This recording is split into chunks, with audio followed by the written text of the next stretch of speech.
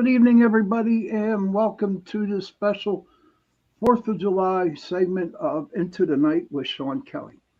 Tonight, I have my friend who's going to be a special co host tonight, and maybe we can actually get her to do it all the time. But my friend Tara, and say hi, Tara. Hey guys, how are you? Good, good. Glad to hear it. But our show Into the Night is on UPRN Radio 105.3 New Orleans and 107.7 Mississippi. We're also on Roku too.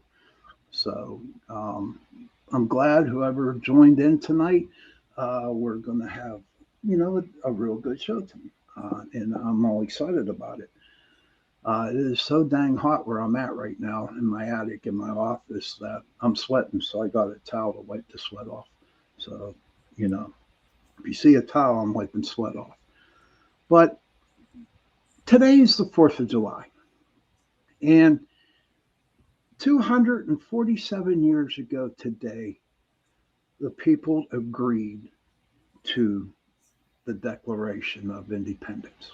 Okay. So our United States, America, is 247 years old today. And to me, today is a very, very special occasion for it. I mean, back then the British tried. We were under British rule for the longest time, and we kicked the British's butt. Sorry for all you people over in England about that. All right, just want you to know that.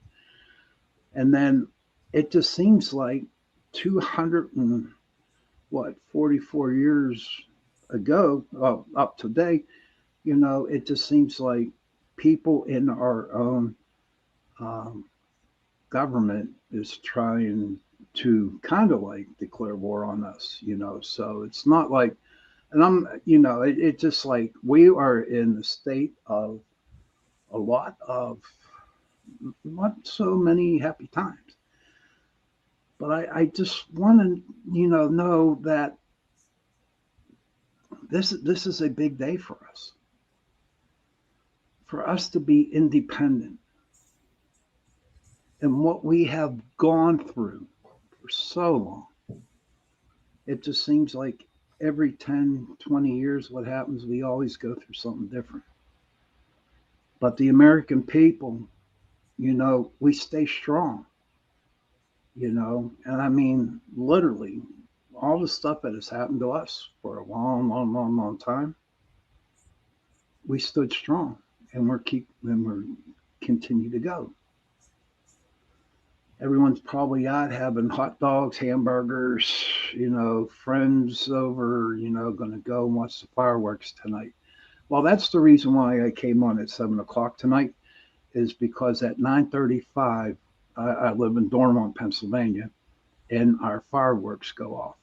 And so they launch them pretty close to my house. So if I was doing my regular hours, then on honest to God, it would feel like the earth, the ground shake, because it does.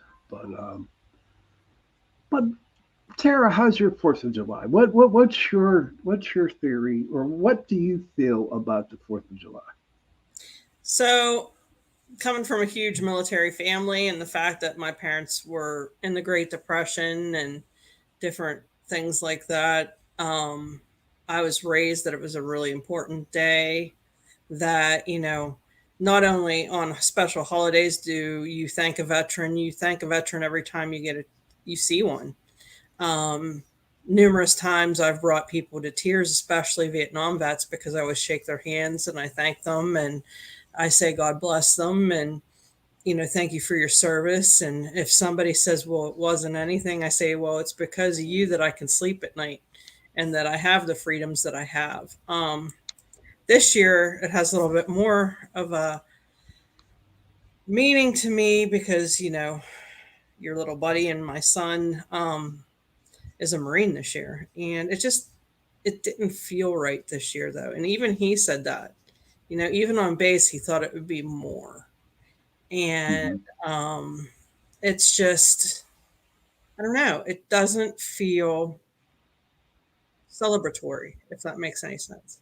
Yeah, yeah, it does. That makes a lot of sense on that. It really doesn't. Now, growing up here in Dormont, and I've been in Dormont all my life. When I was growing up, you know, they had what you call Dormont Day.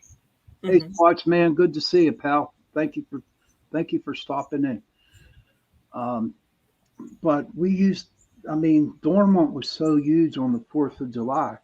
They would have the buttermilk stand. They would have races. They would have um, baseball games, Little League, a Legion game. You know, they even had the little pirates come in. People would come all over the South Hills, right? Right. Sit in Dormont because, well, you lived in what, in Brookline, right? Beachview. Yeah. So my kids went there a couple times with their friends.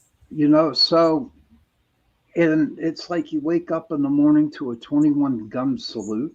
Hmm. And they did that this time around, but um, they only did it 3 times.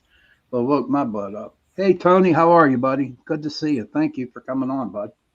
Um, but like in the morning, they like Dormont would have grab bags for the kids and stuff, and you would Hmm. walk down every morning to get your grab bag, okay? And then you would play bingo. They had swimming races, diving races. It was one big party, okay?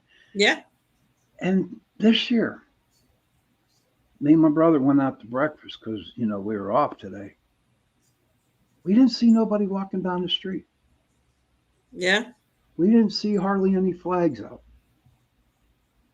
We didn't hear no laughing, you know, cheering, you know, just people having fun. Right. You can't walk through Dornwall Park now because they launch off the fireworks in the middle of the park now. Right. And there was no more buttermilk stand, which I am totally depressed about because I love my buttermilk, right? I assumed you would. Oh, yes, absolutely. And then you had different caterers, gyro, you know, it was just a great atmosphere. But Yeah. this year, I woke up and Tara, it was sad, but I didn't feel it.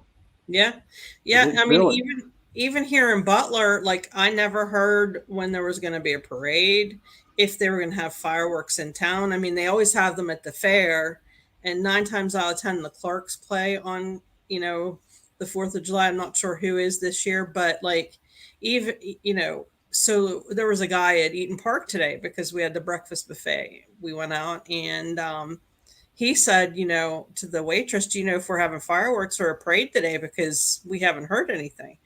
And it wasn't until one of my friends posted a little while ago that they're going to have Zambelli fireworks down here at the Blue Sox field. For those of you who don't know, we have a minor league team here in Butler called the Blue Sox. And, they have beer festivals down there. And um, sometimes they have like different caterers down there, different people around here that bake, that kind of thing. But it's been like nonchalant. Nobody's been really out there. And I mean, here in Butler, normally you have flags all over the place, and like I don't see them. No, it. Now, my question to you would be, Tara, is it because of what is happening now that's going on in our world, um, or is it because people are just getting downright lazy and they don't care? What is your thought? Um, I'm thinking honestly this year that maybe they canceled a lot of stuff due to the weather. Hmm. I don't know because I don't get the Butler Eagle newspaper or any of that. I do know that, we do have a local guy up here that does a local newscast that he normally is all over the place with. And he's in a TV series right now. So I don't know if that's where I get a lot of my news. Hmm. Um, my screen just went blank. I don't know why. Okay, there we go. So I don't know if that had something to do with it, but like normally it's all over Facebook, normally it's all over the internet. Even the news people used to run a list of different boroughs and things that, when they were going to let off fireworks. And they just said refer to our webpage, which I couldn't even find anything on because, you know. Is anybody out there listening tonight that's in the chat room? Um, are they celebrating with fireworks on today on the 4th of July where you're at? Leave a comment if they are, and like, tell us how you're feeling. What's your feelings on the 4th of July this year? It's just been a real damn Debbie Downer, you know. It Just almost feels like a funeral. you know what? You're you're you're really right on that. And it just is not today. I mean, it's been like that at the beginning of the year. It's Yeah. just like a funeral.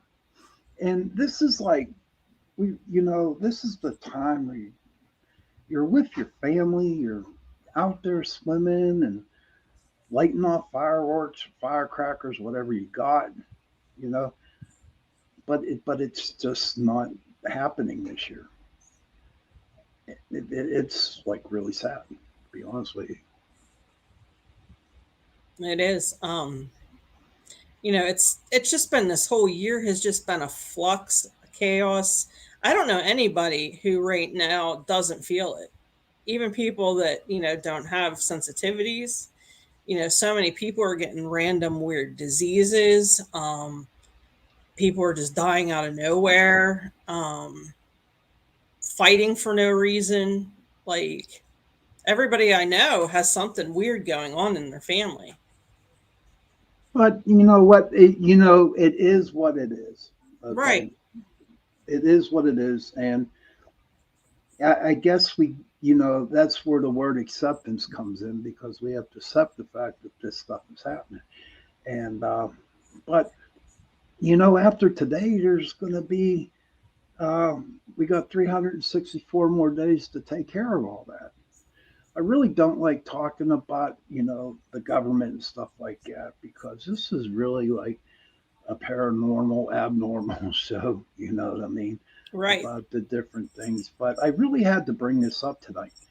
Um, so everybody out there, okay, if you, I hope that you have a safe 4th of July, and I hope that you have a lot to eat with your families, and I hope you get to see fireworks and stuff like that. Um, I know again the reason why I'm on at 7 o'clock tonight is because at 9:30 they are going to launch fireworks at my house. So that's basically it going on with all that. But you were telling me before the show that you had some stuff that you wanted to throw at me, but don't. But we discussed the one that we should not discuss on here. Exactly. Which, yep, especially with my son being in the military, we're not going to go there. But so yeah, my son's in the military and he's at Camp Geiger, which is encamped in Camp Lejeune, for those of you who don't know. And that is on the eastern edge of North Carolina, not far from Topsail Beach, if anybody knows. It's down below the Outer Banks a little bit. And he has, you know, Marine bases have to be where the naval bases are because they're their ride. We're the Uber drivers. The Navy's the Uber drivers. Well, if you look on their seal, it still says part of the United States Oh, they Navy. are part of the United States, and any Marine out there that has anything to say about that, Look at their logo. feel free about that. But no, yeah. Yeah. What was it? So Good. yeah. So they spend their time doing book study, and then they actually do field work and different things that they learn. You know, they learn how to shoot since he's in infantry, which is 311. They learn how to shoot different types of guns, different kinds of rockets. You know, they have to be well versed in all kinds of stuff.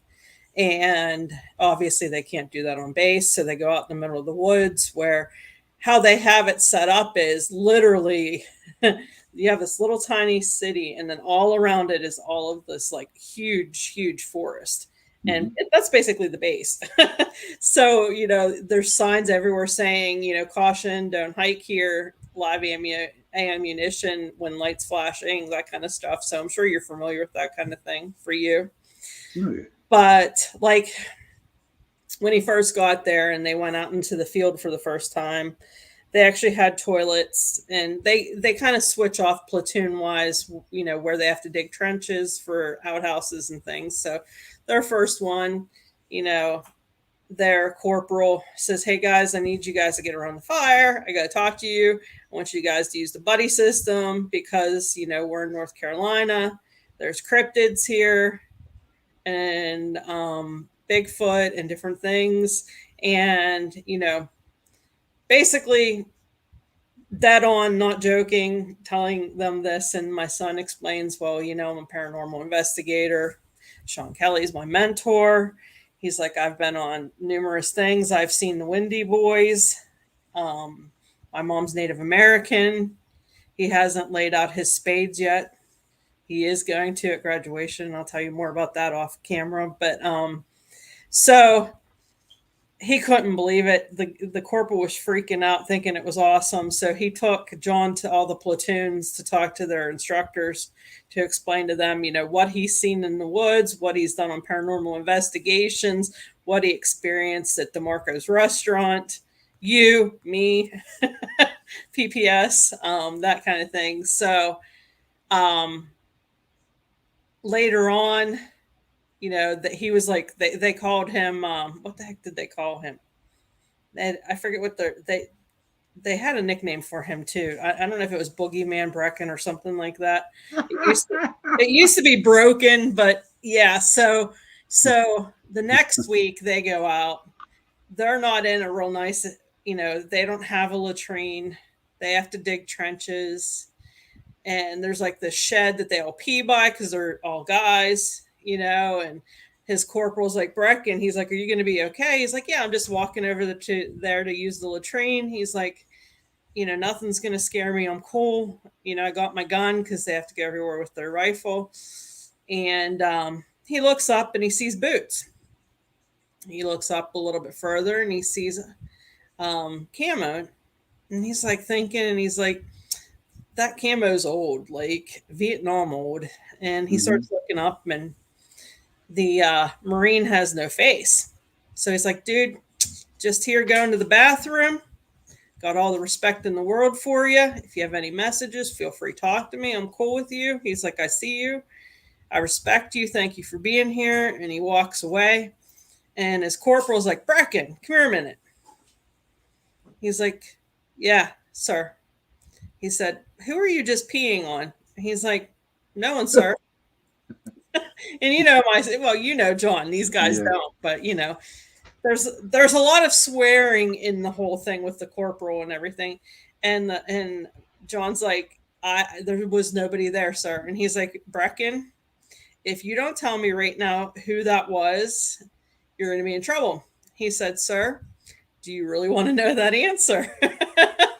So the guy looks at him and he's like, "Yeah, I do." He said, "Well, sir, you saw your first ghost." Dude was freaking out. Mm-hmm. So the next night, they're all around the fire and they're looking up and they see all this stuff in the sky going on. And one of the guys from another platoon called the corporal and asked John to go over. And he's like, "What is that?" And he's like, "I don't know, sir." And he's like, "Well, we're screwed. Brecken doesn't know what it is." So the next day, they were out of the woods. They were doing, desk work and everything. And John found out that it was Starlink from Elon Musk. So he went around to tell everybody to calm down, that it was just Starlink. That's what they saw. Mm-hmm. So, but this last week was the piece de resistance. Um, they're there. They just got in the woods. It's their first night. And all of a sudden they hear this woman screaming and being ripped apart. Oh. I mean, it, Hmm. it was bad. The upper guys were pretty freaked out about it. They sent a couple teams out to look and see if somebody from like Lejeune or somebody was messing with them and had like speakers and stuff. And I mean, it got to the point where they actually had to call local police because they Okay. thought something serious was going on. and there's all these Marines. I mean, we're talking hundreds of Marines walking through the woods, and they didn't find anything. But it went on all night, Okay. and And there was no like news thing saying that hey, a body was found, somebody was missing, nothing. So now, and I know you keep in contact with John, and he loves to tell your stories about the cryptids and stuff like that, right? Um, have you done any investigation of the cryptids or anything paranormal wise down there in where he's at? I have not yet. I do know that from visiting down there, there were Native Americans there, obviously because it was by the coast, and there were, settlements there, that kind of thing. Hmm. And we, John and I did talk, thinking that it could have been something residual, just playing on a loop. Okay. But I have yet. I was thinking this weekend I should probably investigate and see, um, is there something that's notoriously down there. We know Right. Mothman was seen in a certain area of West Virginia, Mount Pleasant. Um, was it Mount Pleasant or something like that? But Not Mount Pleasant, Pleasant Point. that's it. Okay. And then like the Green Man was notorious for a section. So I definitely want to check and see if there's anything related to that area. Okay. So the city nearby is called Jacksonville, which I never even knew there was a Jacksonville, North Carolina until now. But so yeah, I was thinking of checking into the history and seeing what's going on. Well, I knows that, I saw a program on, excuse me, everybody, I'm sweating, but I saw a program about the Mothman. Okay. Hmm. And, and I saw it about a year ago. And I so wanted to bring it up, but I mean, I don't want to throw a big ass monkey wrench into the Mothman legacy. Do you know what I mean? Hmm.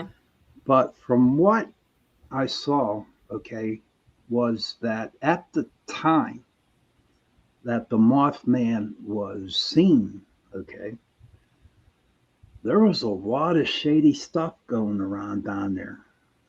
They were dumping radioactive material where they shouldn't have been doing it. You know what I mean? Hmm. They also believe that the bridge, when it collapsed, it was just because it was messed with, okay, Hmm. like a sabotage type of deal. And so they were throwing all this stuff. You know how what they're doing today is, all this crap that happens, you don't know what's happening on behind that. You know what I mean? Right. So uh, I guess the state, I think it was Kentucky. I think that's where it's at. Um, but wherever the Mothman was from, these people that were part of the government down there really, really put out the story about the Mothman. Okay, Hmm. to keep people away from the stuff that they were doing behind their back. You know, and so being on the radio for so long and just listening and dealing with conspiracies with different paranormal stuff. It's like, did the government come and tell those two people who saw the Mothman to say something like that? Do you know what I mean? Right. So, because I think they're the ones that started to tell the story about this creature with red eyes jumping on their car. You know what I mean? Hmm. But there was a lot of shady business going on at the time down there where the Mothman is located. I really don't know where it's at, but I want to say Point Pleasant, Kentucky, or Point Pleasant, West Virginia, one of them down there. And so, is the Mothman really where? Is the Mothman really real? I've often thought too that, there were all those government huts that they found and different items like that. Was it maybe a suit that the government came up with? Maybe the eyes were red because it was infrared so they could see at night. And it could have been like a flying suit of some sort. Right. Or with all the illegal activities, could it have been something that mutated? That was my thought, because to be honest with you and my listeners out there, I wasn't buying the story of the Mothman the way it was predicted in the stories that I've heard. Um, Mm. I really was not. I was really not buying into it until I read and saw that story. Okay, about the radioactive stuff that they were dumping down there. Okay, and that thought came into my head to where maybe there could have been a bat or something like that that got a hold of somehow got in contact with that radioactive stuff, and it just made him look like a monster and Hmm. and scaring people. um, but I would like to investigate that a little bit further. But I'm telling you, Tara, I'm torn. And I'll tell you why I'm torn. Because I have a lot of friends and acquaintances out there that really believe that the Mothman exists. Yeah. Yeah. I just don't want to throw no darn monkey wrench into the situation. How about you? What do you think? I believe he exists. I don't believe in some of the stories, if it makes sense. I don't know if people were like bribed, or if maybe they were hallucinating, maybe they were like partying or something. Because I mean, you and I have partied in our past and seen stuff when we were that Mm-hmm. wasn't there. Could it have been that, or could it have been something legit? I mean, I know somebody who's a really great lecture a lecturer, and he talks about how a lot of these cryptids are actually aliens that are here that we're not supposed to see right now. Exactly. And I know that person too. He's a good dude. Yeah. Had him on the show, what, about a month or two ago. Hmm. Daniel James is his name. And but my theory behind the cryptids, I mean, I honest to God know that they do exist and it's really, really crazy for me to say that, to be Yeah. honest with you. Um, I know that ghosts exist because I've seen them, but I really have not heard much about cryptids. And for the last 4.5 years, I've had Bigfoot people who studied who are like really top notch, and it's just like, wow, I want to see it. Do you know what Hmm. I mean? I so Right. want to see a Bigfoot. I so want to see a dog man. And people are saying, when I say that, people are looking at me like, you're a nut, you know, for what you want to do. And I said, well, I retired from paranormal investigations. I saw the ghost. I dealt with the ghost. Now I want to see if there's other stuff out there that people talk about. I want to see it. Right. Right. Do I believe in UFOs? Yes. Do I believe in aliens? Yes. I know they do exist. No doubt in my mind. Right. But for me, okay, for me, I need to have a UFO land in my backyard and I see it, and that an alien comes out of that UFO, so I can shake its hand Hmm. to get the verified piece. Piece, not peace, but get that evidence that. Right. And I'm not knocking anybody who goes out there and investigates, UFOs and aliens. I don't, or Bigfoot or Dogman or whatever. I don't. I think it's the greatest thing on earth because I investigated, ghosts. So I'm not knocking nobody who does this, but the skeptic in me, the doubter, right, has just wants to like balance out the situation. Yep. Instead of leaning on one side of the fence and leaning on the other side of the fence, I would like to see nobody lean. Your thoughts? Yeah. Well, my thought is, I'm kind of on the fence between, is it something that came from outer space? Is it something that mutated? Or is it something that hasn't come as fully hasn't become as fully evolved as we are, if that makes sense? Back in the snow age and all that, we had a lot more hair, a lot more fur. Is Bigfoot something like that, and they just haven't evolved? Or is it something that genetically mutated? Is it an alien? Is it an animal we haven't ever um found yet?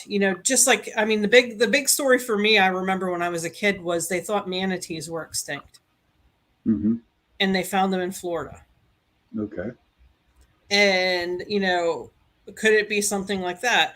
I mean, if you think about it too, there's so much of the world we haven't explored, whether it be the oceans or the actual forests. Could it be something we don't know exists? Now, I will tell you, when I was on Blue Mist Road and we saw the Wendigo, well, John saw the Wendigo, that feeling that I felt, I have never felt anything like that before in my life. Can you describe the feeling that you had to our uh, people who are listening to our show tonight? So I didn't know anything about Wendigo because I never They're really called studied Wendigos. Wendigos. Okay. I never ever studied cryptids. You know that because aliens scare me. We're not gonna, Mm-hmm. like, I do ghost hunting. I don't do cryptids. I don't do UFOs. Any of that.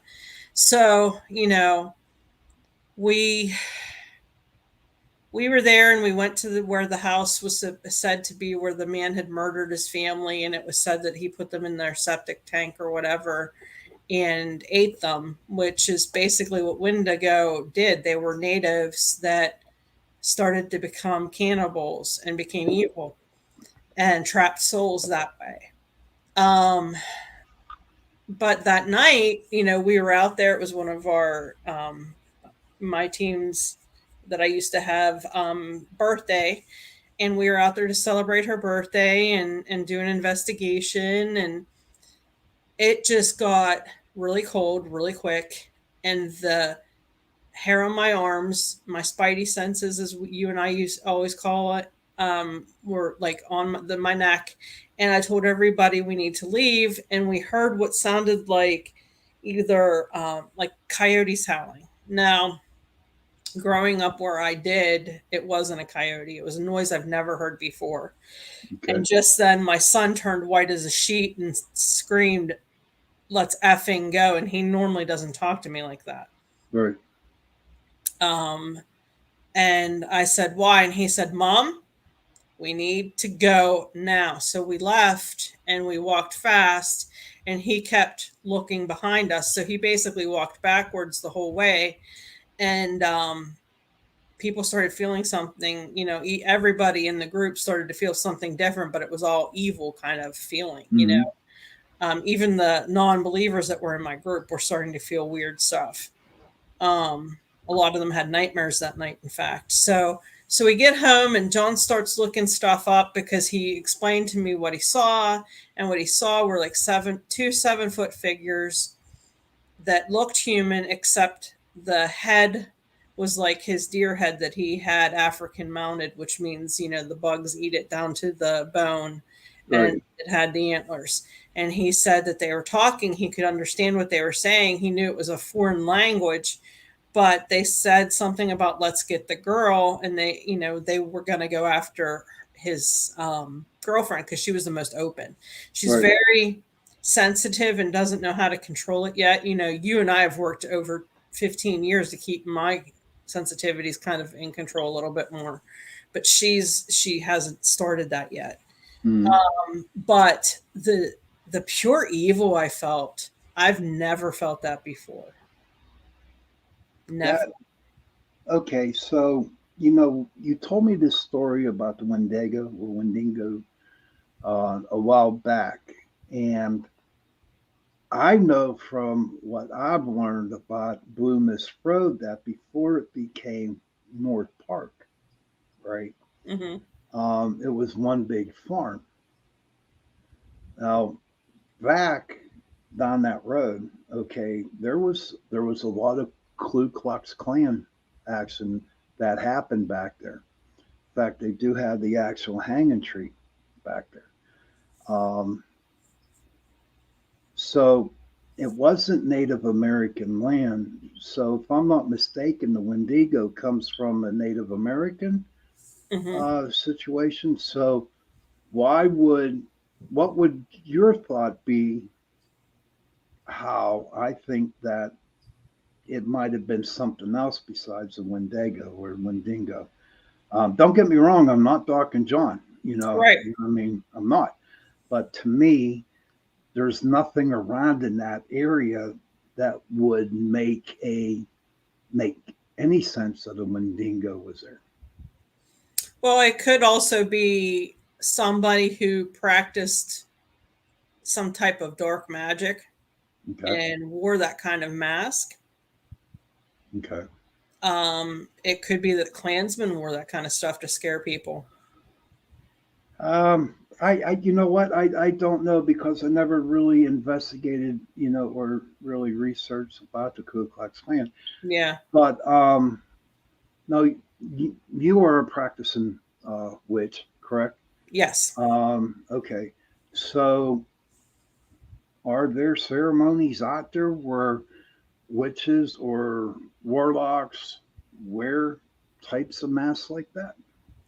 I personally have not yet experienced that. Now, what I have been told by a lot of my mentors and a lot of people that I know, people dabble and they don't know what they're getting into and they think they're praying to something, but they're really praying to something else. Kind of like when you play with a Ouija board, you don't know what you're getting into. Right. Um, you know, in the rituals that we have, we, honor certain animals.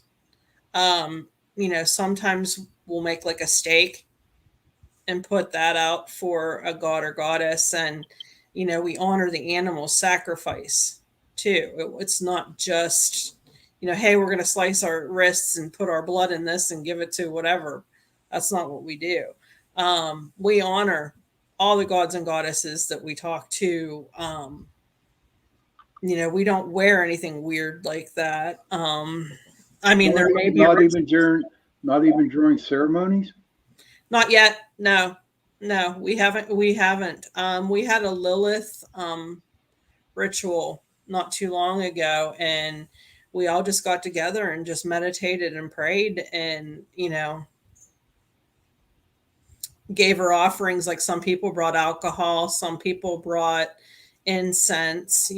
Some people brought candles, that kind of thing, and you know, symbolically, people drank wine. I drank seltzer since I'm sober. But it was it almost kind of, it was a ritual. It wasn't anything really crazy or what people would say satanic or, you know. Now I hear a lot. Now back to the Wendigo part. I Mhm. sorry, excuse me, everybody. I don't know how to pronounce that. I'm from I'm from Pittsburgh, so Tara understands where I'm The coming Windy Boys. It's from. easier. The Windy Boys. Okay, that sounds good. But I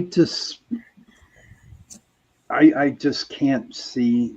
You know, I know there's witchcraft that's practiced back there. I definitely know that, but Hmm. um, I just for the life of me cannot imagine or even picture the Windy Boys back there. Hmm. There is no need for them to be there. Well, and I do know too that back in the old days of hunting, that they used every part of the deer and different animals, and a lot of people would keep the skulls and use them to honor the deer that they've harvested and fed their family. If I'm not mistaken, the Native Americans, whenever they kill a buffalo, they always say, "Forgive me, brother, I have to eat." Hmm.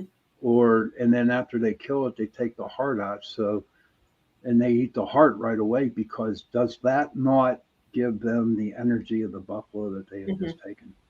Yeah. You know, but so I don't know. The Windy Boys, not for me, not around this area, and that's my opinion. And I'm not knocking John. The only thing I'm knocking John for is that he's a grunt. So I can't. He's a Marine. God, no, oh my God, my God. But no. So I know that in, if I'm not mistaken, is Butler near the Chestnut Ridge Hills? I'm not sure. I'm going to have to Google that. Okay, because they were saying that Pennsylvania up around that area, okay, is like in the top 10 of all Bigfoots and cryptids and stuff like that.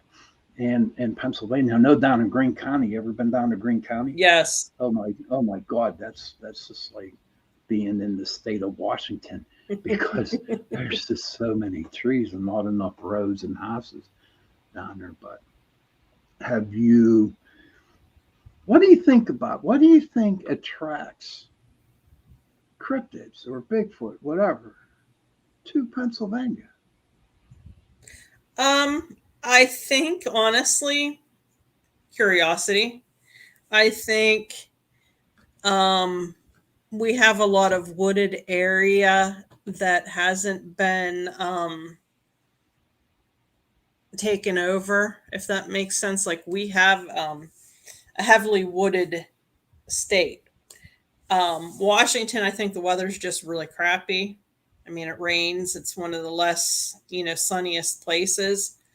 I think honestly that we have some of the most temperate weather for them, and Okay, that we have a lot of places where they could go to hide. a lot of caverns, Yeah, yeah. a We lot of have that in the coal mines that are abandoned. So we have that. We have a lot of forest animals that they could eat. We have a lot of streams that have fish. right. I don't know. I find it very, very interesting. And as you know, that I when I started PPS, I really put all my efforts into, ghost hunting, Right. and studying the ghost. Um, but I remember one time we went to an investigation, and it was just about dusk. And I think we were down in Prospect Place. Okay. Mm-hmm. And so we're sitting out on the porch and having a cigarette. And all of a sudden, I swear to God, I looked up and I heard this loud flapping. And the sucker looked like a pterodactyl. All right. So what's the name of them birds? So everyone's telling me it's a thunderbird. Oh, okay. Okay. It was a thunderbird. And when I looked up, oh my God, this thing was so huge. And it kind of like really not bugged me, but it had me a little on edge because I have never seen anything like that before. But come to find out down the road, okay, the very next day, come to find out there are turkey vultures down there in Prospect Place. And if you really see a turkey vulture, flying, Yeah. looks like a pterodactyl. They're huge and they're noisy and Yes, scary they as are. heck. Yeah. Exactly. Now, these people who are claiming to see thunderbirds, could it also be that they're just looking at turkey vultures? Yeah. Could be very easily. I mean, I grew up in the country and I didn't see one until after I moved to Pittsburgh and went to visit my parents. Right. And my ex husband and I were standing outside and we're like, what is that? I Right. mean, they look prehistoric Hmm. and they sound prehistoric, So, and the sucker, I have to admit, scared the shit out of me, hon. It really did.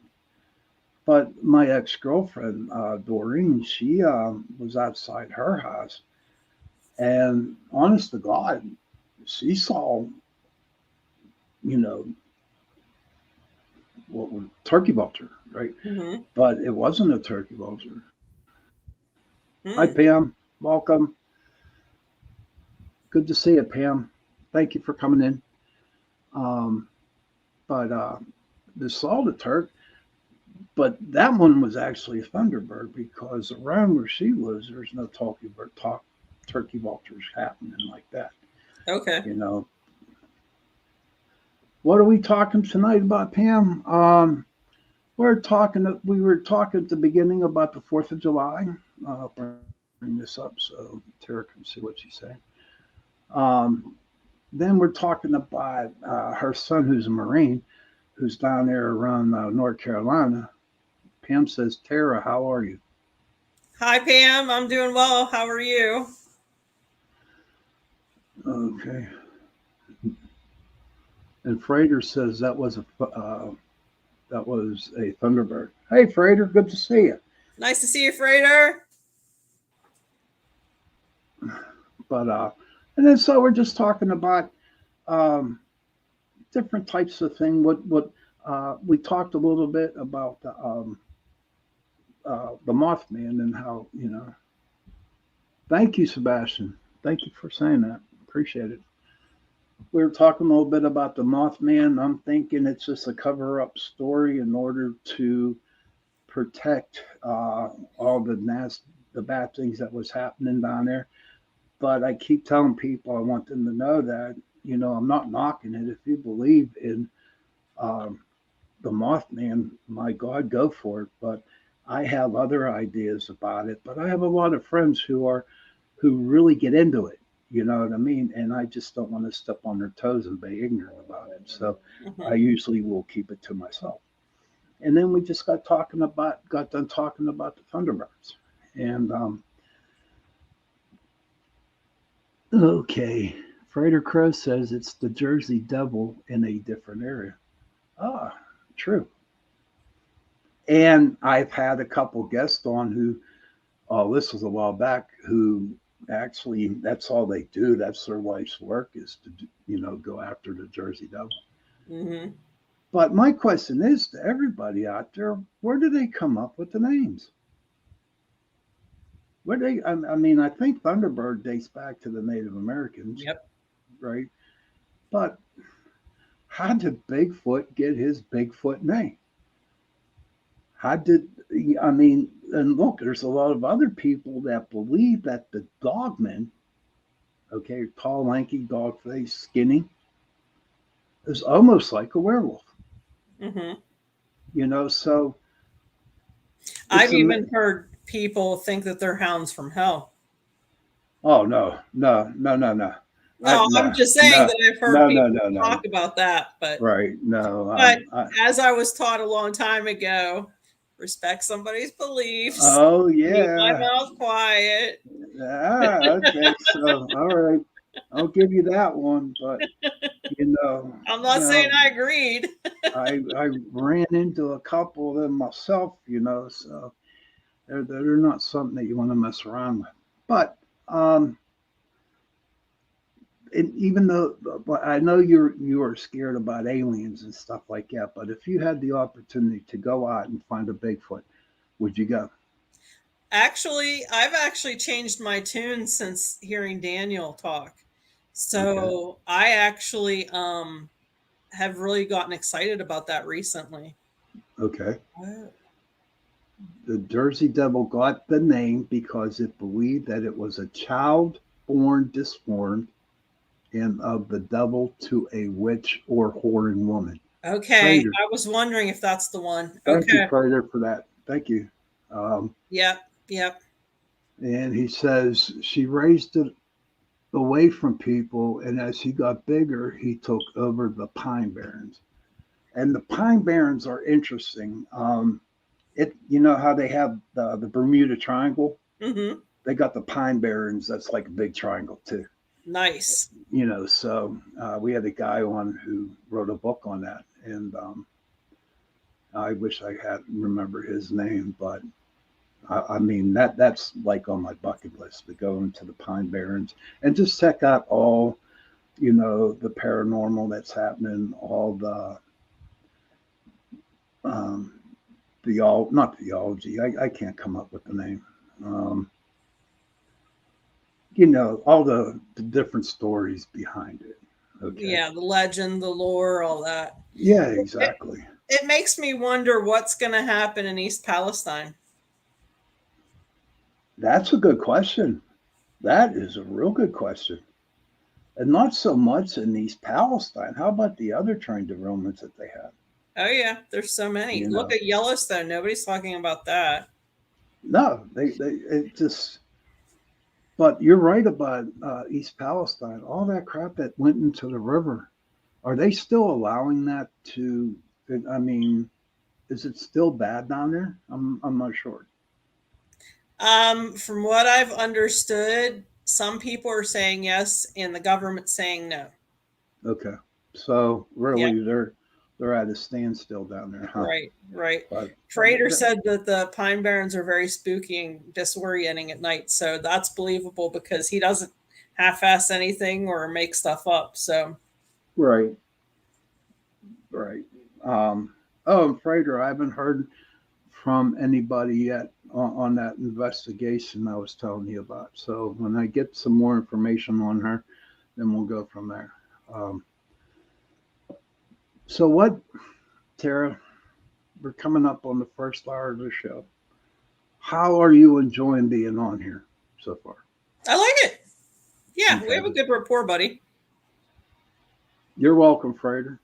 I mean, I'm not wink, wink, wink asking if you want to do it every week. You know what I mean? But Yeah.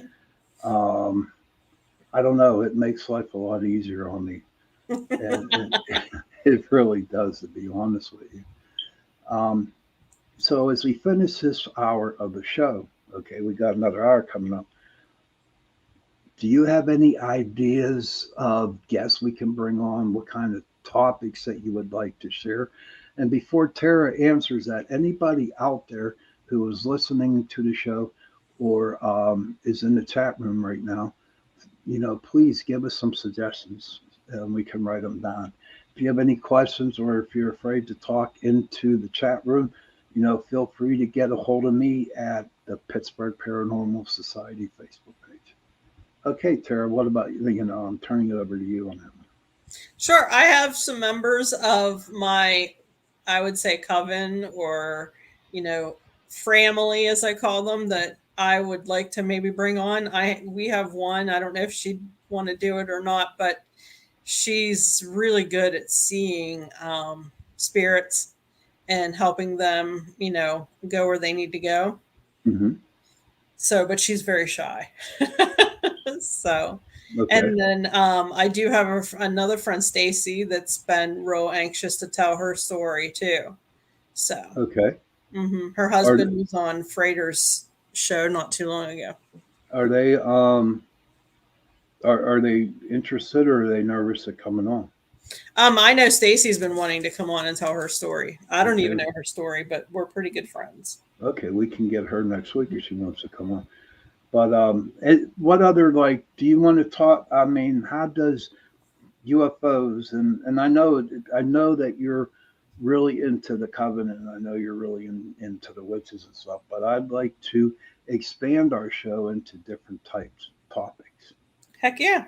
You know, like um, UFOs or Bigfoot or any cryptids or whatever we want to talk about.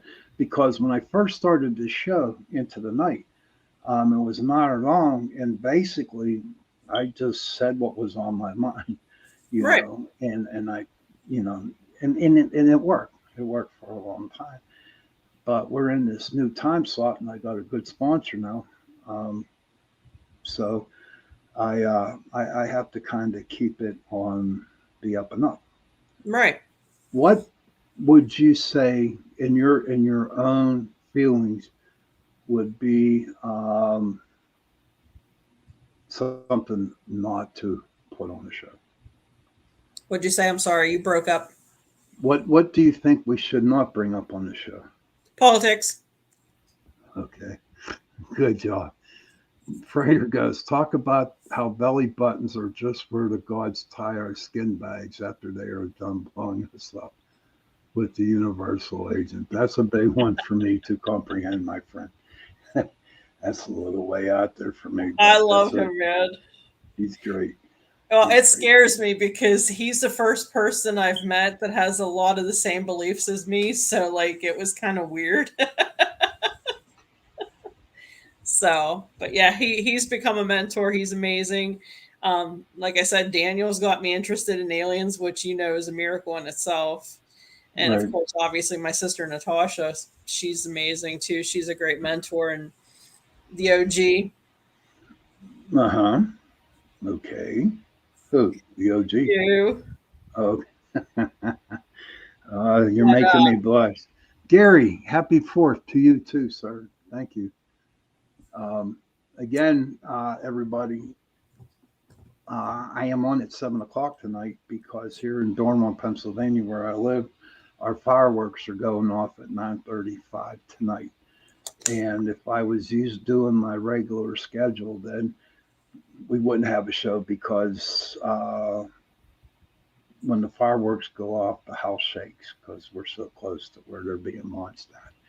But that's why we're just on 7 to 8. But our normal hours are on Tuesday night, 8 to 10 on 105.3 New Orleans, 107.7 Mississippi. Also, we're on Roku.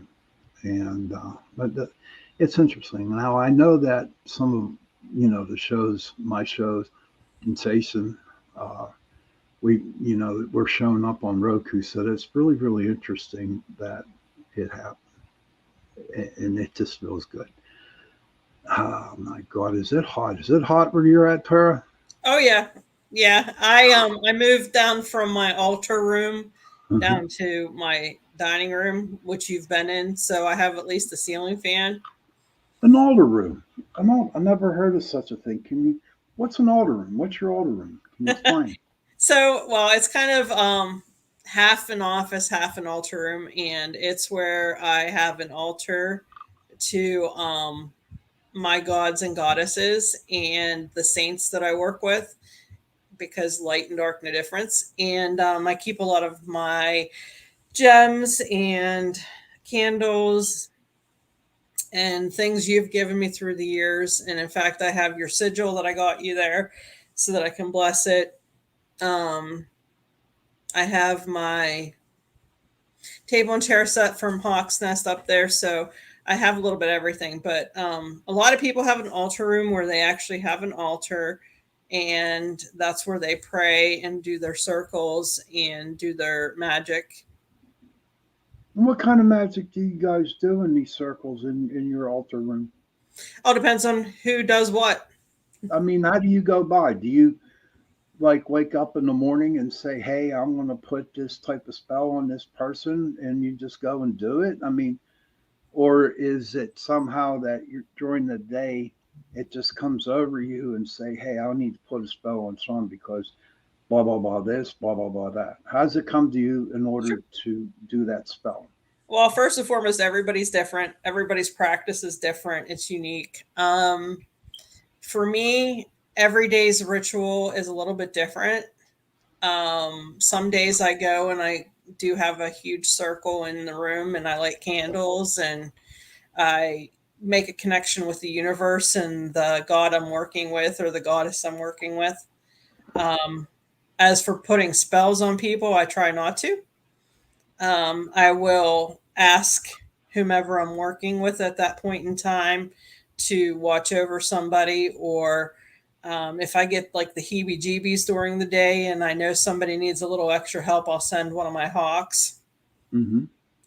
because, the native in me knows that my spirit animal is a hawk. So Okay. a lot of Now, my friends see those. now I'm not putting you on the spot. You're my best friend, and I don't knock. I give you all the encouragement and um, and I give you all the support I can for what you do. But for Yep. people out there who are a little bit of skeptic, okay, this question is from them. How do you know you're working with that certain goddess or god? How do you know? How Sure. do you know? How do you know it's not somebody manipulating Mm-hmm. themselves into thinking that, you know, for instance, all right, so you got Morgana, Mm-hmm. you know, and then you think you're praying to Morgana, and actually it's the nurse, the goddess, the nurse that's like mimicking, you know, do you understand Right. what I'm getting at? Right. So, So, because I'm a babe in the woods, and obviously we're all still learning, anyways, even the most experienced person, um, I look for signs. I look for the higher source, God, as you may call it, um, to show me signs that it's the correct person that I'm praying to. Say I'm working with Bridget. I mm-hmm. like to work with Bridget and Diana a lot. So I always ask for the God of my understanding to show me, signs that it's really them that I'm working with. As Now, far as are these physical signs or are they just mental? any, whether Any? it's, a gut feeling, whether it's a number, whether it's just a sign of some sort, whether it's a hawk. Okay. A lot of my magic is in the kitchen right now because I'm still like I said, a babe in the woods. When one of my friends is sick, I usually make them one of my own remedies. I usually make them some type of soup, and I focus on my healing powers that way. Okay. Um, I have a friend that was in a severe car accident and died, and they brought her back, and her back hurts her from time to time. And I happened to have a breath work session, and she said, Tara, she said, my back was on fire, but it's the best it's ever felt. And Mm-hmm. like, that was humbling to me. Like, Right. so every chance I get, I'll, try to help her.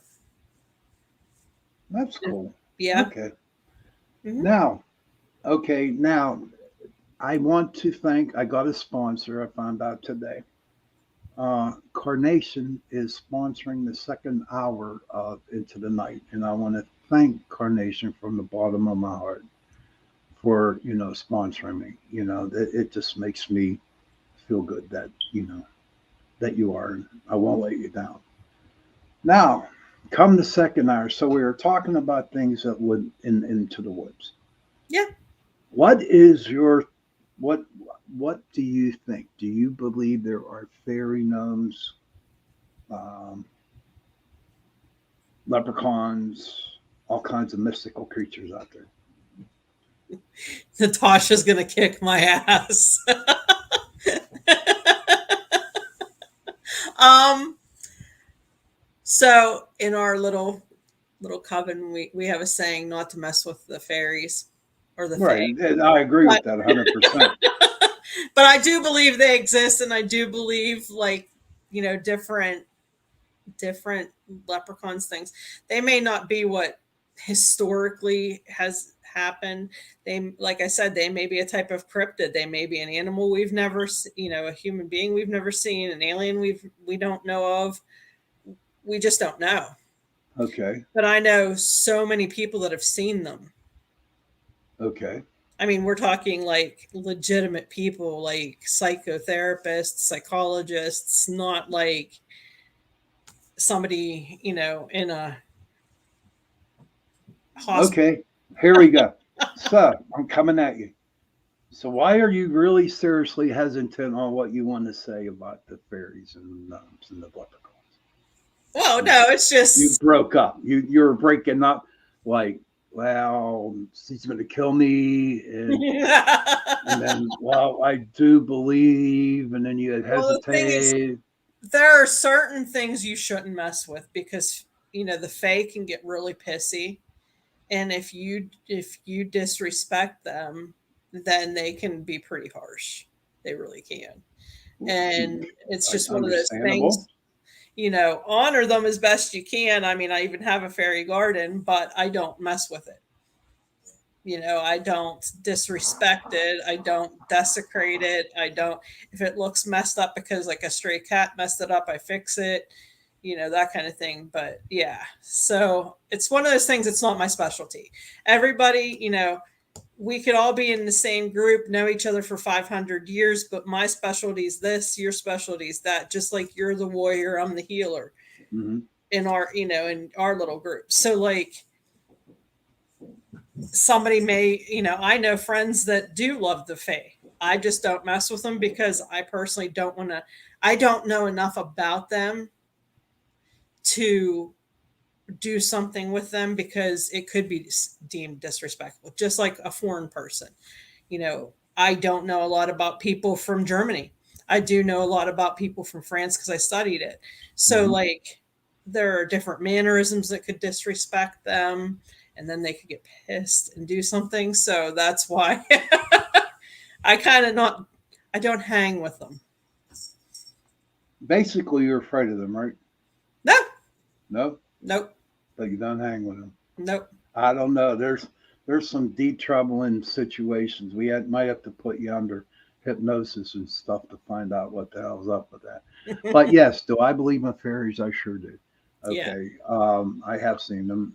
They they remind me of like little fireflies. Speaking of fireflies, honestly, there hasn't been any out at all, and I'm surprised. yep. I'm surprised there's no. We call them lightning bugs here in Pittsburgh, but I haven't seen many of them, not at all. So I'm kind of worried and concerned about that. But before I go on and talk about the Fae, I did plant that garden, right? My next week, I'm going to pull out my potatoes and see how good I did. Nice. Um, but I know is that um, bees are finally coming around because I Yes. planted a violet. Okay, Mm-hmm. because for the longest times my flowers on my cucumbers and potatoes and tomatoes they weren't blooming as Mm-hmm. much as what they should have been because nothing was pollinating it. So I went and bought this little violet plant, and ever since that, you go outside, and it's not your typical bee. Okay, it's like weird looking bees, Mm-hmm. but they're actually pollinating it. So it's like pretty cool. That So works. Yeah, yes, I kept my dandelions and different herbs that people call weeds. hmm I kept them going for quite some time this year so that the bees would be around. And then when my flowers started blooming, I got rid of the weeds. So, right, right. But back to the fairies, yes, I do believe, and I tell this story all the time, and it's been a while since I've told this, but I'd like to share this story a lot. So when I separated from my wife, I lived over in Pleasant Hills in this big apartment complex, and out in these apartment complexes, out in the grass, what they did was they built gardens, okay, and they put picnic benches inside the gardens.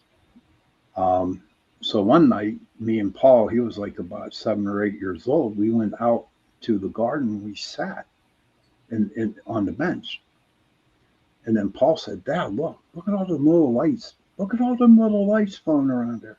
Look at all them little lights." I was thinking nothing. I think it was pretty cool, because they were like darting all over the place. right. And so we went back in, and then the next morning, him and I decided to go out and see what was going on. As God is my witness, sunshine, there was a perfectly round mushroom circle. Nice. Yes, perfectly round mushroom circle. And I knew right then and there, it was the fairies that were hanging Yep. around there. And I believe that maybe why you haven't seen any fairies is very possible. They probably know that you're kind of like not ready to see them or to understand them. But Right. and I can understand how about the fear that you have with them. That's totally normal. And but there gets to the point where you have to drop that fear and to bring it on and sit out in your backyard, put some honey and milk out there, and just say, all right, here I am, come at me. I want to see what you look like. And I keep saying that about waiting for the Bigfoot and stuff like that, and the UFOs and the aliens, but it just doesn't seem to be working. But oh yeah, so whenever I go gold prospecting in North Carolina, um, or if I'm in Ohio or down in Virginia, I'm like in the mountains almost in streams, and it's really crazy because I'll be sitting there panning, and all of a sudden I just feel like all these eyes are just watching me. Okay, Right. and it's like, whoa. It's just like, and this is like let's like 10, 11 o'clock in the morning, and I'm thinking to myself,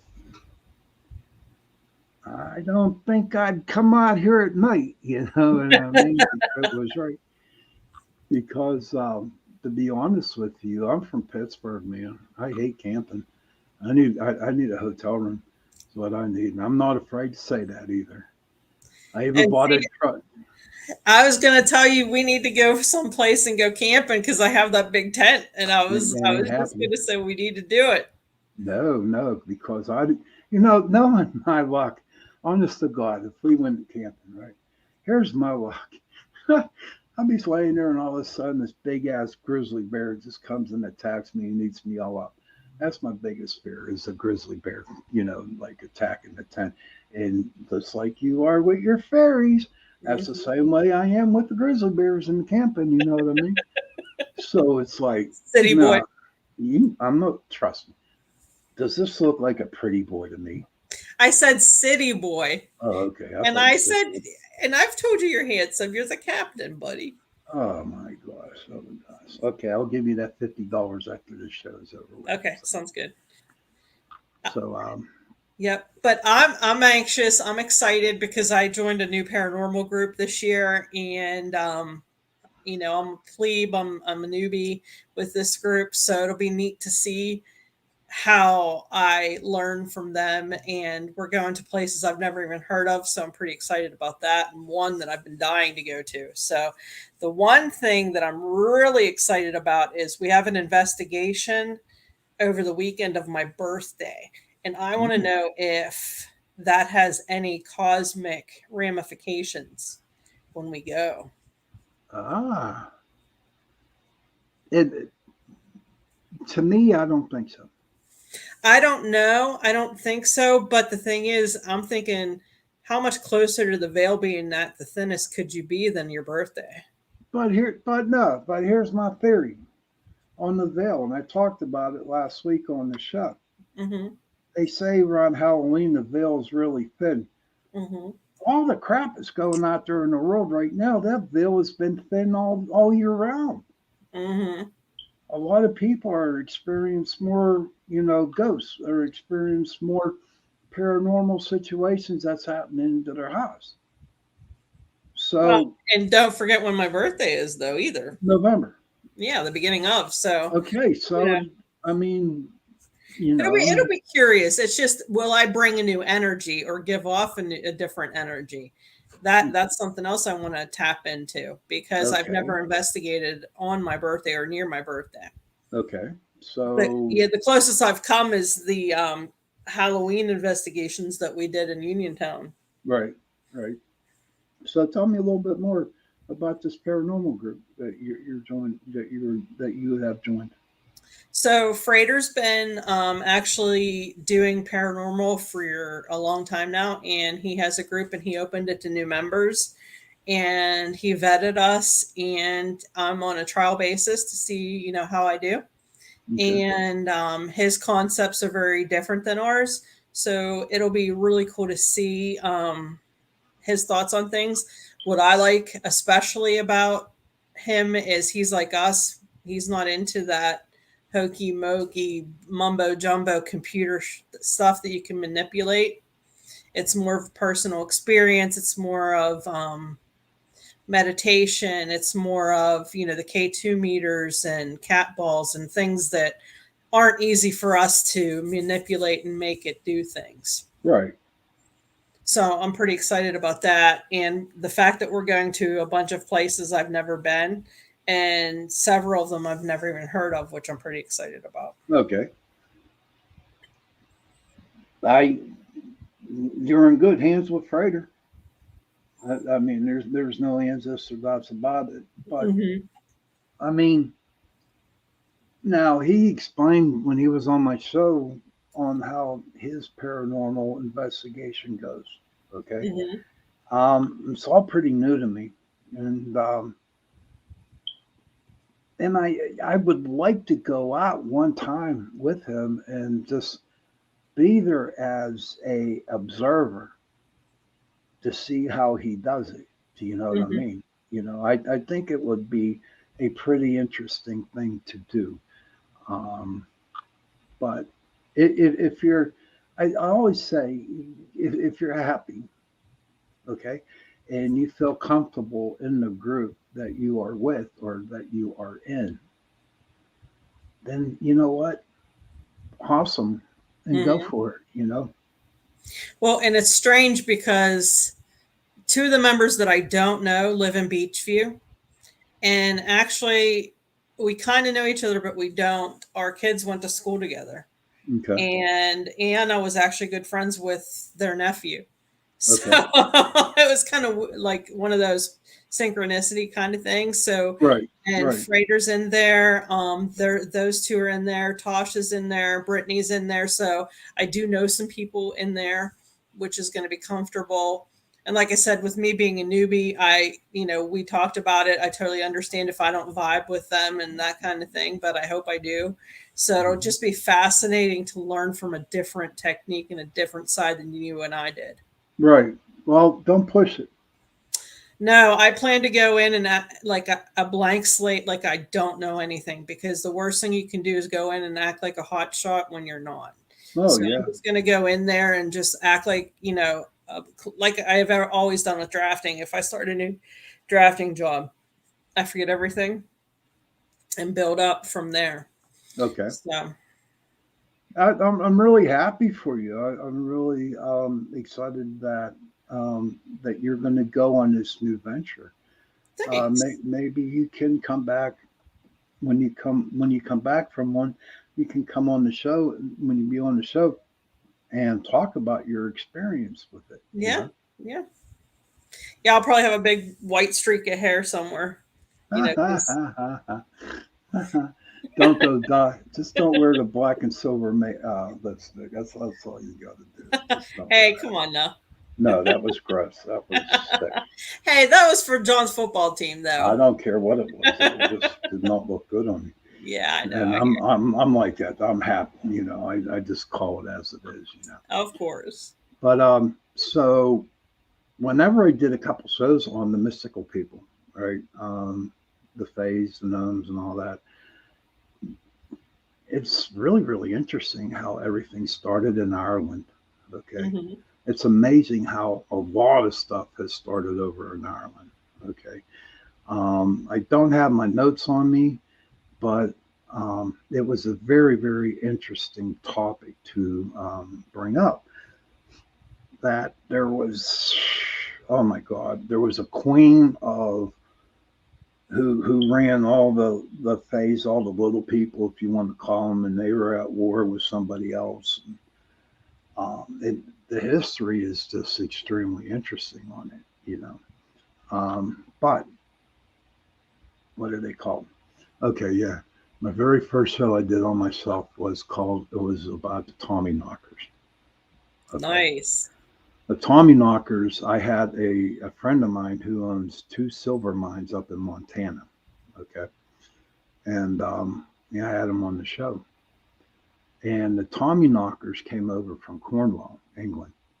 Okay. Because they were miners and that's all they did over there. And the Tommy Knockers actually help the miners when they go in the dig because whenever there's going to be a cave in, the Tommy Knockers start raising a bunch of crap. You know what I mean? And there was a lot of times where the Tommy Knockers did come in. They saved a lot of people with the mines. mine's about to collapse. But there's this one interesting story about it was there were three miners down there who did not believe in the Tommy knockers. All right. And they all thought it was just a fairy tale of some sort. So there was a group of eight of them there. All right. And five of them heard the Tommy knockers doing something in order for them to get the hell out of the mine. Right. And they said, "Are you guys coming?" And they said, "We don't believe in that crap. We don't believe." So when those miners that went out, the mine collapsed on the three that did not believe. Wow. Yeah. So that was a really cool story. And the Tommyknockers to this day, my friend up in Montana has told me that he does have them in his minds. Okay. And he has heard them. In fact, they have saved his life a couple of times. All right. Um, but I asked him, I said, okay, so what do they come and they save you. What do you leave them as a gift, as an offering, to be honest? And he said, all I do is give them cigarettes and a lighter, Mm-hmm. maybe a little bit of food, maybe a little bottle of whiskey. Yeah. And, Nice. and, and it kind of like works for him because, he really hasn't had any, problems in his mind. I mean, he has collapses, but he's been safe on all the ones that have happened. So, yeah, Tommy knockers are cool. I totally believe in. If I know that Tommy knockers exist, I know everything else out there in the world exists. God only knows because we haven't even scratched the surface on seeing all the stuff that could be out there in this world Right. or underneath the earth. All right, so it's your turn. What do you want to talk about? um. Well, if you did go out on an investigation, what would you want to do? Would like would you prefer to see freighter at like a cemetery, or a house, or a sanitarium? Is there a specific place you'd like to go? No, not really anywhere. To be honest with you, I wouldn't mind going. You know, wherever he goes. Yeah. Um, See, to me, cemeteries are very sacred, so I wouldn't have a problem with that. Maybe a mental hospital of some sort. I don't know. Whenever he is available, that Mm-hmm. the opportunity comes for me to, have the opportunity to go on an investigation with him. I hear Yeah. you. What was the most fascinating tidbit you found from Daniel? Tidbit? Yeah, that you learned from him. Wow, how knowledgeable he was with the communication with the Bigfoot and the stuff that he picked up on his YouTube channels and all the noises that were going on. Yeah. And so that was what I thought was great. I mean, but just very well knowledgeable, very well known, and very smart at what he was doing. Yeah. So mhm. His filmography is second to none. I don't know if you've ever had a chance to see any of it, but it's beautiful. He No, does no, a really nice I job. really haven't. I know I had him on the show, and it was a pretty interesting, a real interesting show about that. Yeah. Did Um, you did you learn anything new about witchcraft from Natasha? did I? I'm still on the fence with it. Don't get me. I mean, to be honest with you, I was fascinated with it. I was fascinated with what she was doing. But for me, I was still a little bit on the fence. And to be honest with you, okay, I'm still a little bit on the fence with you working the witchcraft. But I'm Right. not. I'm not knocking you. I'm not knocking Natasha nor Frater, whatever. I'm not. It's just it's something that I do not understand, and I need to, not dive in with 2 feet, right? But to Right. slowly work my way and to understand how, what you get spiritually out of witchcraft. Makes sense. Mm-hmm. I mean, I can speak for myself. I love helping people, you know that. So it's just the next evolution in my healing ability to, ask Okay. for some help. Hey, Ah, what's up, Virgil? What's hi, up, buddy? Virgil. Good to see you. Thank you for a happy fourth. I hope the weather's nice and cool everywhere because it's miserable here, to be Yep. honest with you. And it's only going to get worse. But come on, keep throwing the questions out. Go, No, I'm cool. go. I'm cool. Have No, I you don't. had, okay. I mean, a lot of your listeners don't know this, but have you ever been scared out of your mind? Like on an investigation or, you know, something paranormal? Has anything like taken your breath away, scared the crap out of you? Um, yeah, believe it or not, yes. One time. Um, we were up in Gettysburg on Sachs Covered Bridge, right? Hmm. And we were filming there, Paranormal Pittsburgh. And so I've been at Sachs Covered Bridge for so long, and there's a ghost there. He's from Tennessee, all right, and he likes to show off. You give him a cigarette and a match, and then he's okay. Long story short, we were there filming on the bridge there, and all of a sudden, honest to God, I got like jabbed in the middle of my back. Now, I don't know if anybody else has been scratched, kicked, bit, whatever, but I've had in the past, but this thing was like a dagger got stuck in the middle of my back, right? You can actually see the little red mark. And it really messed me up for 3 days. Okay. Wow. It was like, it kind of like drained my energy and stuff like that. And I just didn't feel good, but I wasn't expecting it to happen. And when I just felt that pain in the middle of my back, I jumped, you Yeah. know. Um, But going on the other investigations for so long, um, I kind of knew that my angels, my wolves were there with me, protecting me. Right. You know, so there wasn't really a big fear going into the investigations. I was more concerned with the people that I took with me. I remember we did that one investigation over in East McKeesport. We had a little she was Filipino or Chinese. She was like 60 pounds soaking wet, right? So we were doing this investigation over there in East McKeesport, and we're down in the cellar. This God is my witness, Tara. She actually got picked up and thrown at my Wow. brother. Yeah, um, seriously. And in the same house, that was a creepy house. That was a very haunted house. And like we were ready to go, my brother went down the cellar to get some of the equipment, right? Right. That was down there. And so he's walking up the steps, and at the top step where he would put his foot down, Hmm. right, there was a screw that big Wow. facing straight up and down. And if he didn't see that, that screw would have gone into his foot. Yeah. Which Mm-hmm. especially wouldn't be good for him Right, with exactly, him being diabetic. exactly. Virgil says, I am new to spirit. We don't have much here, but when I ask questions, I am often blocked. Um, who blocks you? I, if you have a question about it, please ask. We'll answer the best we can. Heck yeah.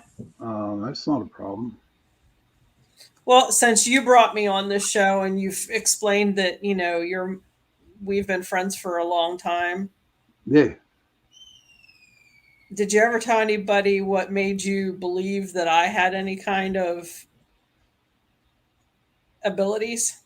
No, when it comes to people that I know who have abilities, I just keep it to myself. You know what Yeah. I mean? Because I believe that it is not in my place to talk about other people's gifts.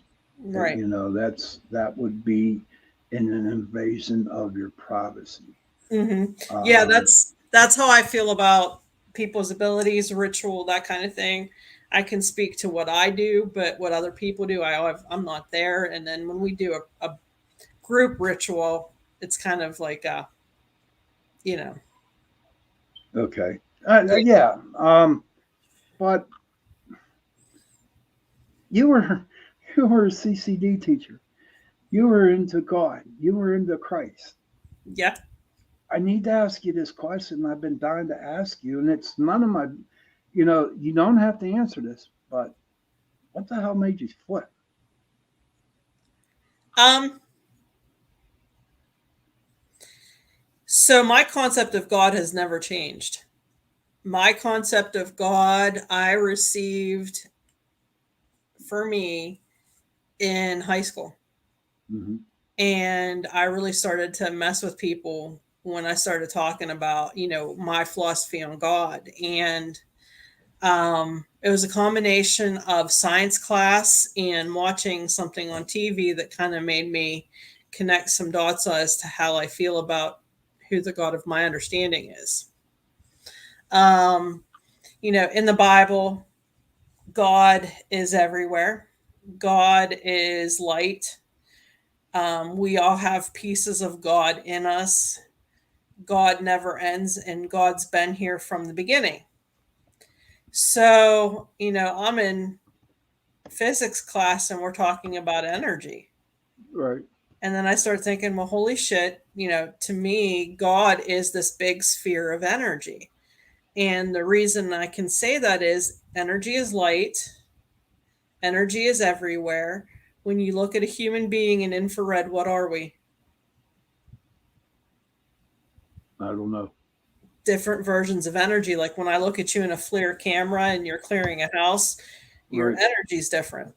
So to me, I believe we're all fractal pieces of one huge energy source. Uh huh. And I've always been on the fence about Jesus. Okay. Um, do I believe he existed? Yes. Do I believe that the stories in the Bible have been kind of misconstrued? Yes. First and foremost, back then, people wrote them and rewrote them and wrote them again.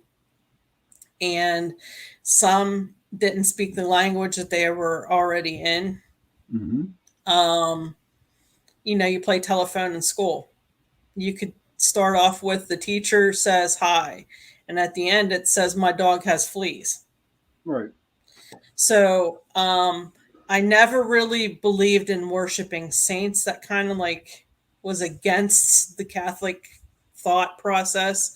Growing up, you're taught you're supposed to worship God and that's it. And I got really into the why are we worshiping Mary kind of stuff, and why are we asking a priest to forgive us when if I sin against somebody, why shouldn't I go up to Sean and ask for his forgiveness? Mm-hmm. So I mean, I've never been a true 100% Catholic or Christian. I've always had abilities. I've always seen ghosts since the longest I'm that I can remember. Um, I taught CCD in a way that made my students, I hope, feel special and important. One of my lessons was I drew a picture of the world and I ripped it into pieces and I had them write their name on it and put it together in a puzzle. And then I'd subtract pieces like, Mrs. Bruecken, without her name is the world complete. Joe Bob, if you take Joe Bob out of there. So, and then I would start making them think about things like, if the kids knew who Hitler was, I'd start to talk to them about, was the Mm, world complete okay. without Hitler? So, um, But what made you go from there into witchcraft? I think I've always been practicing. I just didn't realize it. I've always been into cooking. And if you think about it, you're mixing ingredients to create an outcome and you're hoping against hope that the person's going to like it. So it's kind of like you're, But if you're cooking for yourself, you're going to like it no matter what. no. You know what I mean? There's been things I've cooked that no, my kids can attest to it. But then again, they ought to be grateful that you're cooking them dinner because they got food in their stomach. Yeah, some of this was inedible, I can admit, You but I've know, gotten a lot better. well, I cooked dinner tonight. I like cooking. I do I too. love, but and it's funny because I do a lot of cooking when I get stressed out. You Hmm. know. So, do you still your what was the name of your old group? What was the piss? Go ahead. It was But Pittsburgh Paranormal Society Butler chapter. do you still have a Facebook page on that? I changed it to the Greater Pittsburgh Paranormal Research Society, and I kept that up and running so that people, if they had questions, had a contact. And I figured that, some of my members that are still around and me or whoever can, answer their questions if we know them. If not, I can refer them to other people. Okay, and It's just been difficult to get everybody together to do an investigation, mhm, unfortunately. right. And what was the best place that you ever been to when you had that group? Um, Do you have any stories to share on that investigation that you were at? I would have to say, I'm not going to say the name of the bar and grill because I don't know if they want it out there or not. Sorry, my neighbor's shooting off fireworks. Um, but as we were getting ready to leave, my son had to go to the restroom, and we were all in the cars, and it was just him in there. And the owner was standing at the door waiting to lock up, and we're driving home, and he's like, "Mom, I don't feel right." And I'm like, "What do you mean?" He's like, "Mom, something's going on. Pull over, pull over." So we pulled over on Route 356 at a Dollar General, and we went under the lights, and he said, "Mom, there's something on my back. I think it's biting me." So I looked, and he had three massive scratches on his back. Hmm. And at the time, none of us had nails. It was just him in the bathroom. There was no way for him to do it. It was literally three, like the same pressure, the same shape, and they were all about an inch apart. Right. And that was the first time he had gotten hardcore physical evidence. Okay. So for me as a mom, that really made me feel good. Oh, I guess, yeah. Huh. I guess, but for me, it typical. Now, I mean, I literally had teeth marks in my arm, Hmm. but this it was crazy because I got pussed, I got bit for a long time, many times, and only that one time when I got stuck in the back, it just like really kind of creeped me out. You know what I mean? Right. But it did not stop me from going back up there to do some more investigation. Hmm. Um, so Yeah, it I'm made just him more curious.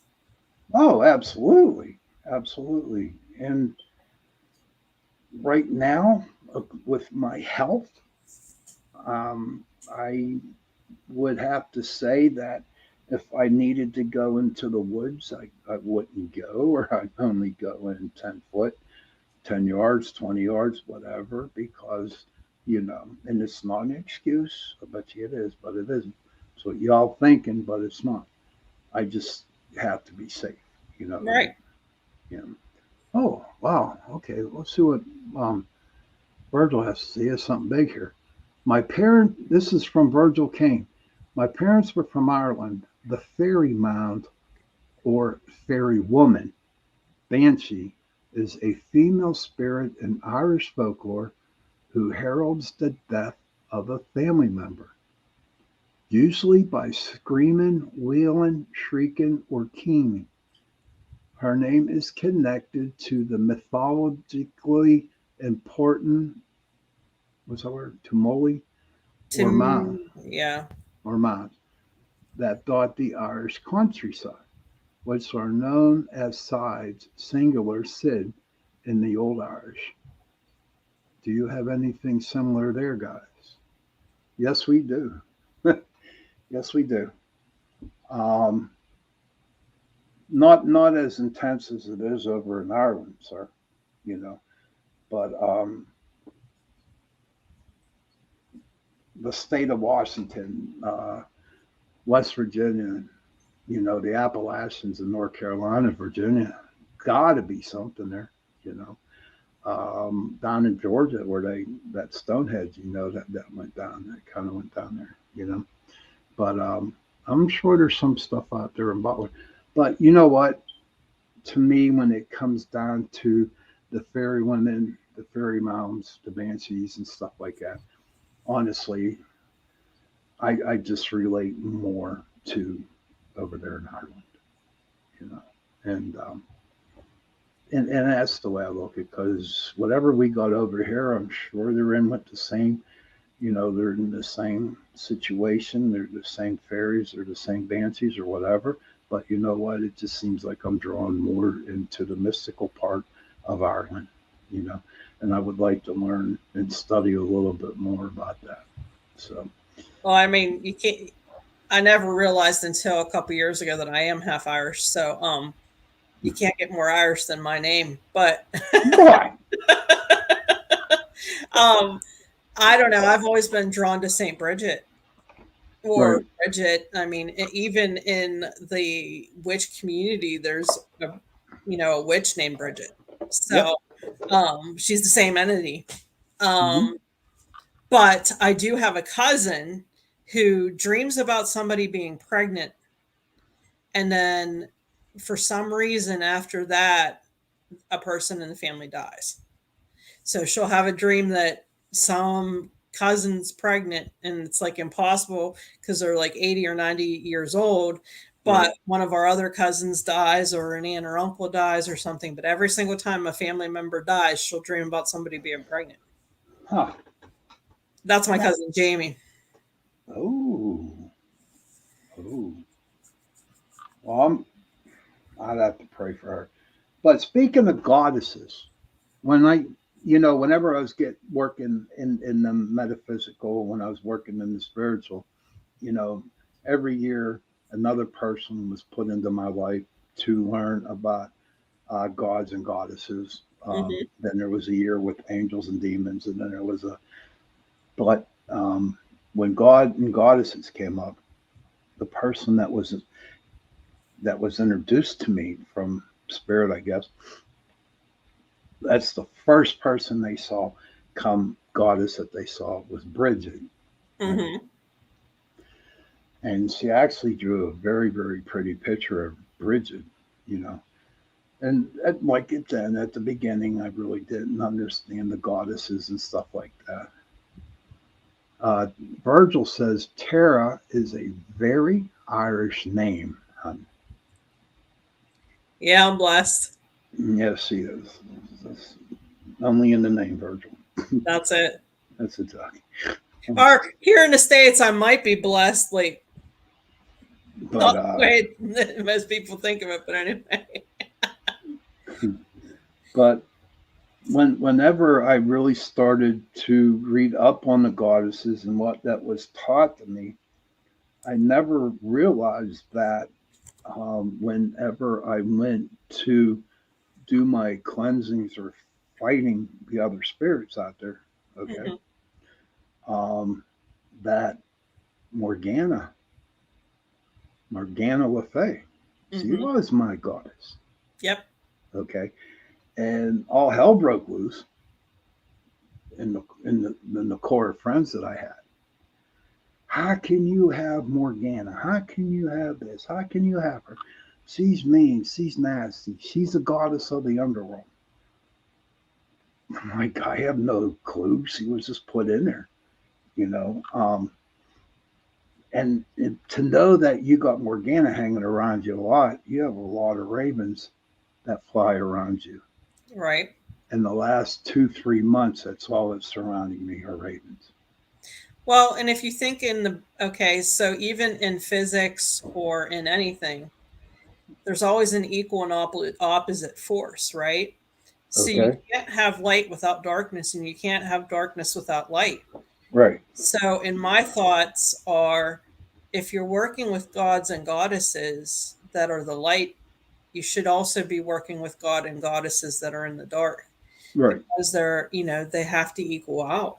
So, Hmm. you know, I if mean, at the time I had Bridget, and mhm. then I had Morgana. I What go is it into with you and redheads, by the way? I'm Irish, I guess. I stay away from redhead. No, I don't. I try to. No, I don't. But I know you don't. I'm one of your best friends. Come on now. I'm messing with you. I'm just. But no, I would have Bridget. When I wasn't fighting, but when I was fighting, I had Morgana. But I'd come to find out about Morgana. Yeah, she was the goddess of the underworld. Well, Hmm. also, if I'm not mistaken, isn't she the one that helped that king? Was it Sir Lancelot, or who was the king back then? It was the Knights of the Round Table. Yeah, Hmm. the Knights of the Round Table. And whenever what's his name got hurt, I don't think it was Lancelot. I think it was somebody else. Virgil says, "I am so happy to have found you. May I ask you a question?" Sure, Virgil, go for it. Please ask a question, bud. I won't tell you how old I am. You're Hey, not a day John. over 21. Thanks. Hey, there's your son's on. Ah, Hey, cool. John, what's up, bud? You grunt. Seagull Bellhawk.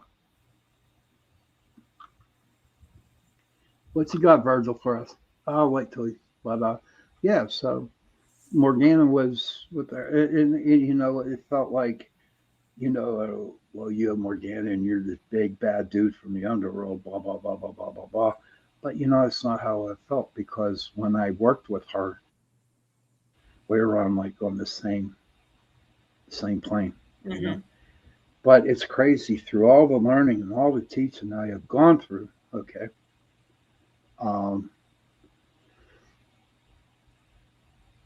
it's with me for just a little bit, and then all of a sudden it just goes away.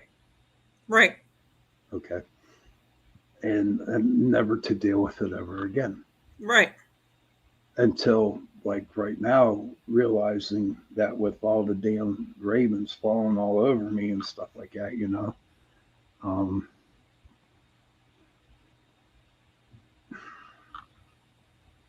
I don't know. There's a time and a place when you need reminded.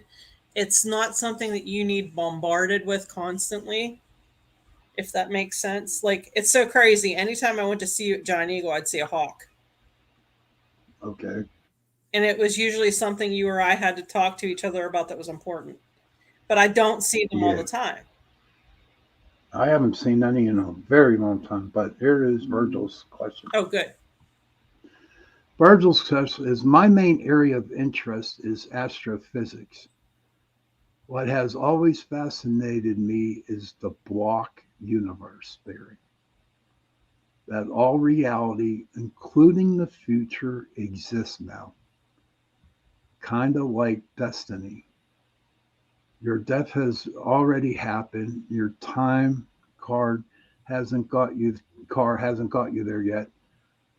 I make sense of this by thinking of the universe in a thought experiment of mine, as a road with a beginning and an end, and time as a car you drive through it with no reverse gear. Huh. The faster you go, the less you age because of the time dilation. Wow. I see you shaking your head, Terry. You know what's up with this, right? Yep, I believe that there's different planes of existence that um that you know in one plane I've already died. In another plane I'm experiencing rebirth. In this plane I'm 48 years old. So they coexist at the same time doing different things. And I do believe that sometimes when we see ghosts, we're seeing another plane of existence, if that makes sense. Okay. Is that what? I hope that kind of like answered the question that you asked for, And or the I mean, answer. Albert Einstein went into this theory too of, the speed of light, the speed of sound, the speed of life, all of that, where, by the time light and time catches up to where we are really right now, we've already all been dead for 1,000 years. Kind of like the light year theory, going to a star or to another planet. They're so many Hmm. light years away Right. that Okay. we're looking at planets that have died already. Hmm. And that was an interesting question there, Virgil. Hmm. I'm not too well um, smart about stuff like that, but I'm glad Tara is a little bit. I hope that answered your question. John, I want you to be safe this week, all right, buddy? I want you to be safe, all right? If you see any like cryptids or Donner, I want you to tell me about it after. Okay, did see Virgil says, did you catch the of I will resend it? I don't understand, Virgil. You can resend it if you want. Huh. Oh wow, where's Schrader when you need him?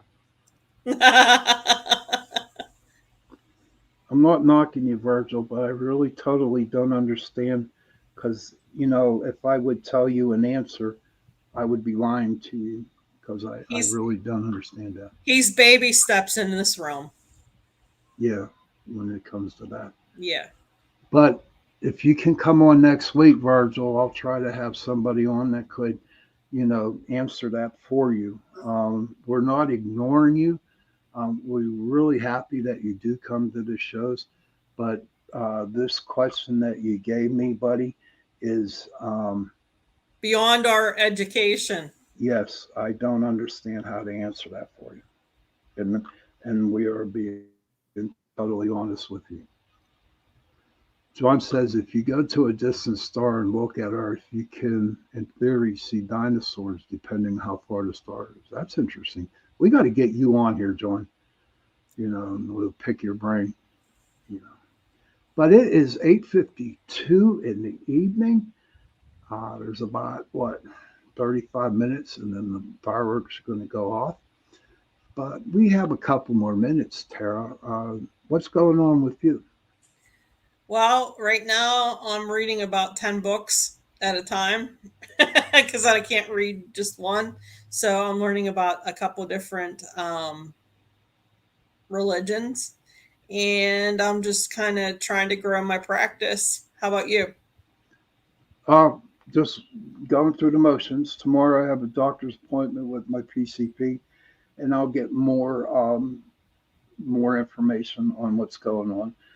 Good news. Thanks for your prayers, everybody, because there was no movement in the stuff in the things that were on my lungs, the marks. So Oh, that's a good good. sign. Even I Yeah, didn't know that yet. yeah. I like to keep that stuff quiet. And then my goiter here on my neck here, I'm going to find out a little bit more. Um, but John says, "Oh, well, sounds good to me." But everybody, thank you for watching the show. Going to have Tara on next week. We'll have a guest on, and I hope you can come back and listen to us. And please, Virgil, come back. Maybe we Yes. can find that answer for you. We always love to see you here.